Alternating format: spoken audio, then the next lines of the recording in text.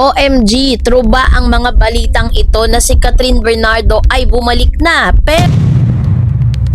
Pero ano nga ba ang tunay na dahilan ng Julia Montes na hindi siya nakikipag-compete at ano nga ba yung mga eksklusibo na pasabog patungkol sa Someone Someday at sino-sino ang kanilang mga cast at makikita natin kung bakit kinopya ni Catherine daw ang strategy ni Coco Martin. Totoo bang lahat ng ito? Yan ang pag-uusapan natin maya-maya lang. But before that, if you haven't subscribed yet to my YouTube channel, please don't forget to like, share, and subscribe at hit mo na rin ang notification bell for more showbiz updates. Sa patuloy na pag-ikot ng mundo ng showbiz sa Pilipinas, hindi maikakailan na isa sa pinakamaliwanag na bituin ngayon ay walang iba kundi si Miss Catherine Bernardo. Mula sa mga bagong project hanggang sa mga reaksyon ng kanyang mga kasabayan, patuloy na nagiging usap-usapan ang kanyang pangalan. Sa ulat na ito, tatalakayin natin ang mga pinakabagong kaganapan sa karera ni Miss Catherine Bernardo, ang naging pahayag ni Julia Montes tungkol sa kanilang madalas na paghahambing at ang malaking pagbabago sa telebisyon ng kinakabilangan ng mga seryeng tinututukan ng masa.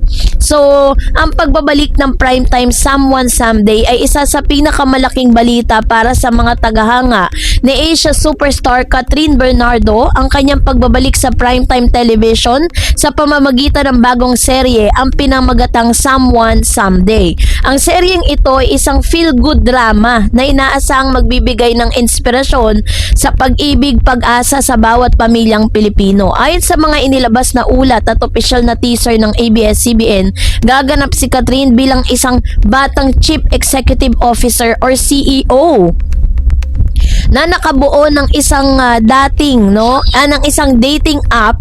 Ang layunin ng app na ito ay tulungan ng mga kababaihan na matagpuan ang tunay na pag-ibig. Ang konsepto ng serye ay napapanahon at tumutugon sa modernong paraan na paghahanap ng kapareha na tiyak na makakarelate ang maraming manonood, lalo na ang mga kabataan. Ang mga makakasama sa serye, hindi lang si Catherine, ay dapat abangan sa Someone Someday. Makakasama rin ito ang iba pang mga malalaking pangalan sa industriya, kabilang sa mga pangunahing bituin kasama sa proyekto ay sina James Reid at Ma Salvador. Ang pagsasama ng tatlong ito ay inaasahan na magdadala ng kakaibang chemistry at dynamic sa kwento. Bukod kina James at Maha, bahagi rin ang powerhouse cast sina Makoy De Leon, Jella Ataide, Dimples Romana, Matt Evans at marami pang mahuhusay na artista. Ang kombinasyon ng veterano at baguang aktor ay nagpapahiwatig ng isang seryeng puno ng kulay at iba pang perspektibo.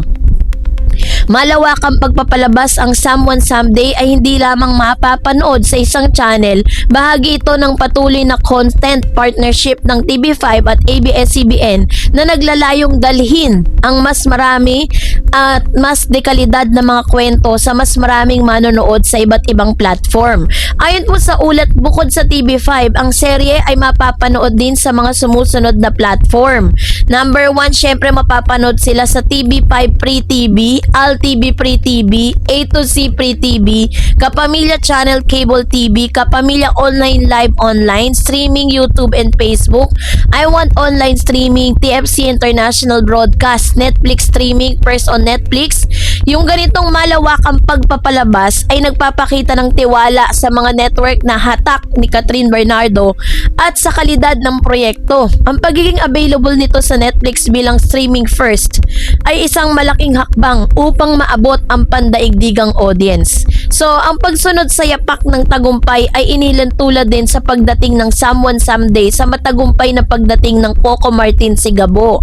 Ang serye ni Coco Martin ay natala ng mataas na rating at naging paborito ng masa. Inaasahan na ang serye ni Catherine ay susunod na yapak ng tagumpay na ito ay magiging isa sa namang malaking handog para sa mga kapatid or mga kapamilya viewers upang ipagdiwang ang nalalapit na premiere ng serye ng Someone Someday. Sasali sa primetime building motorcade kasama ang bituin na si Coco Martin Sigabo sa June 28 sa San Fernando, Pampanga, na pangungunahan ito ni Catherine, James McCoy, Jella, Matt Evans at iba pa. So sa usapin naman po ng competition, patuloy na pinag-uusapan dahil parang sinasabi nila nagkakaroon ng comparison. So habang patuloy na umaarangkad ang karera ni Catherine, hindi rin maiiwasan na balikan ang kanyang nakaraan, particular na ang kanyang pagsisimula sa industriya kasama si Julia Montes. Sa isang kamakailang panayam, bukas ang pinag-uusapan ni na Julia ang tungkol sa madalas sa paghahambig sa kanila ni Catherine. So parehong nagsimula bilang child star sina Julia at Catherine. Ang kanilang pinakamalaking break bilang magkatambal na bida kontra bida ay isa sa mga seryeng Maria Clara. So dahil dito, sa tindi po ng mga eksena at tunggalian ng acting, nabanggit ng serye ng naging natural na sa mga manonood na pagsabungin o ikumpara ang dalawa. Ayon po kay Julia, aminado siyang madalas noon ay sinasabong o kinukumpara siya kay Catherine Bernardo. So ang ganitong sitwasyon ay karaniwan na sa showbiz, 'di ba? Kung saan ang mga makakasabayan ay madalas nang inilalagay sa sitwasyong magkakompetensya ng mga tagahanga at maging sa media. Ibang direksyon ng karera, gayunpaman nilinaw ni Julia na nagkaroon ng ibang direksyon ang kanilang karera kumpara kay Catherine. Ayon sa kanya ay nag-ibang takbo ng kanyang mga project nang maipartner siya sa iba't ibang leading men tulad ni Coco Martin, Enchong D at Enrique.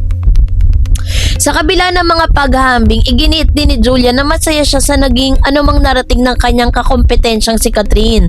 Dagdag pa niya, hindi siya nakikipagkompetensya rito dahil magkaiba ang genre ng mga project nilang ginagawa. Ang ganitong pahayag ay nagpapakita ng professionalismo at respeto sa pagitan ng kanilawang aktres. Mas nakakatuwa pang ipinahayag ni Julia na open siya sa posibilidad na makasama niya si Maria Clara.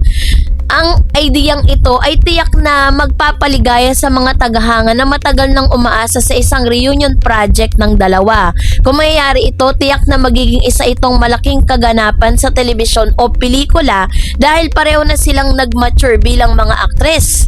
Bukod sa mga balita tungkol kina Catherine at Julia, may iba pang mga issue na talaga namang napag-uusapan kamakailan. So may mga bagong mukha kasi ng tagumpay na talaga namang dito po is pinapakita dito na nag-iiba talaga yung realidad ng mga pagkaganapan dito. So sa issue po nitong si Miss Julia Montes at si Miss Catherine Bernardo, marami kasi parang hanggang ngayon ay marami pa rin talaga na nagko-compare sa kanilang dalawa. Pero isa lang ang maganda dito sa magkaibigang ito na parang hindi nila tinitignan yon as negative, but parang tinitignan nila yon na talagang pinapatunayan nila dito na talagang relevant sila sa showbiz kasi patuloy silang pinag-uusapan hanggang sa ngayon. So this time is magkakaroon ng back-to-back itong si Miss Julia at saka si Catherine. So bagay na kung bakit meron pong mga article na naglalabas na pinagsasabong po silang dalawa. Pero wala naman po talagang chaos or wala naman po talagang samaan ng loob itong si Catherine at saka si Julia. Parang nga sila, 'di ba? Parang BFF sila, 'di ba? Parang talagang strong yung kanilang relationship as a friend at wala po silang naging issue sa kanilang past life, 'di ba? Or sa kanilang mga nakaraang buhay, 'di ba? Kaya naman kaabang-abang yung ilalabas na po ni Miss Catherine Bernardo. Abangan po natin 'yan. And that's it for today. For more videos and updates, please don't forget to like and subscribe. And please don't forget to follow my Facebook page, Dar Eds TV, and Dar Eds channel. God bless everyone!